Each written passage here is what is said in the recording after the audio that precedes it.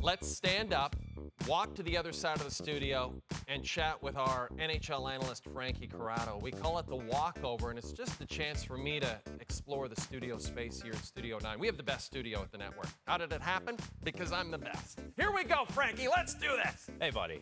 Great to see you, pal. You too. Hockey Hall of Fame. Very exciting time. This is the thing that I discovered today about you that blew my mind. You scored a goal against Hall of Famer Henrik Lundqvist. Let's talk about it. Describe it. Tell me. Well, first of all, it was a preseason goal, but I didn't score very much in my career, so I feel good about it. You should. Yeah, but listen, he's the king, and he's the king for a reason, because for basically 10 years, he led the NHL in starts, wins, shutouts. He was a constant for the New York Rangers, where you knew they were going to be a good team, but you knew they would go as far as Henrik Lundqvist could carry them. Couldn't stop you there, though. Look at you. A little bit of a knuckle puck, freshly shaven face. I actually got sent down right after this game. John Tortorella called me into his office. He goes, "You had a really good training camp." I said, "Thanks." He goes, "You're going to Utica." I said, all right. All right, Torts. Sounds good. But it's really cool. And obviously, I didn't score much in my career, so it's a very memorable moment to score on someone like that. That was pretty cool, and I did like your celebration. Not to take away from the moment, but the thing that you always talk about in any Hall of Fame induction class is who got snubbed. Anyone that jumped out to you right away when you saw who got in?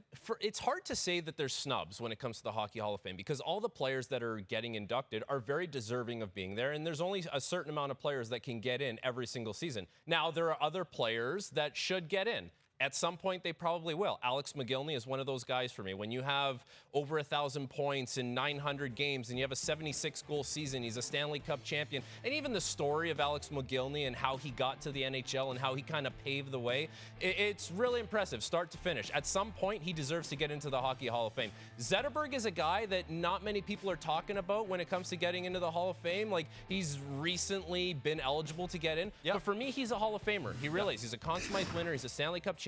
He Olympic gold. He was such a good 200-foot player. It's hard to quantify that. Like, we want things we can quantify. Yeah. But he really was like the ultimate professional. And listen, he took the captaincy over in Detroit from Nicholas Lidstrom. And he did so. It was just such a smooth transition, and he kept that team very relevant for a long time. I would even mention the fact that at one point in his career, he had injury issues. And it almost looked like it could be the end for him. And what did he do after that? He followed that up with seasons where he plays 77 games, 82, 82, and 82. Like the consummate professional that he was always contributing to his team. At some point, Zetterberg gets in the Hall of Fame as well. I also remember when Wayne Gretzky said he thought he was the best player in the league at one point. I'm like, if Gretz says that at you, at some point, I feel like you got to get into the Hall. I think Gretzky said you were the best broadcaster at one point. I mean, he probably did, but I don't, I'm a modest person. I don't like to, call attention to myself. You know that, Frankie. Now, this is exciting. I love debuting brand new segments on this show, and this one involves our friend Frankie. Let's check it out. It's time for One Thing with Frankie Corrado. That's fantastic. I love this graphic. Yeah, well done.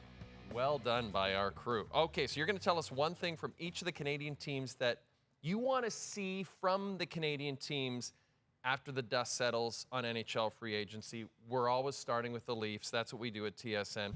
All the talk about the core four. But for you, that's not necessarily where the focus for Brad Treliving should be.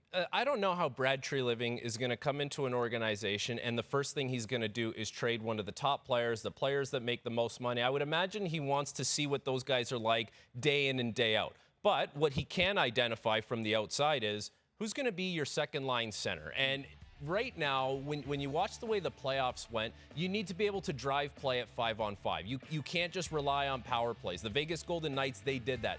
John Tavares, it might be time for him to move over to the wing, and that would open up a hole at the center ice position, especially in the top six. So where does that leave you? Well, ultimately, you would like a player with some speed, someone who can play with some pace, who can drive your wingers into the play a little bit more. And for John Tavares, he's one of those guys. He's had a great career. He will be very good as a winger if he does end up playing the wing. And he's still very, very good in and around the net, below the goal line. There's a lot he can bring to the team. I just think we've reached the point now with the Leafs where They signed that contract with Tavares. They needed to have the team's success. They haven't really had it, and now you're at that point you were going to be at regardless of whether you had the success or not. For sure. Probably needs to go to the wing, and someone needs to play center there that can drive play at 5-on-5 a little bit more. That's an interesting point you make. I think the Montreal Canadiens are also so intriguing because they lock up Cole Caulfield ahead of free agency, so he's there long term.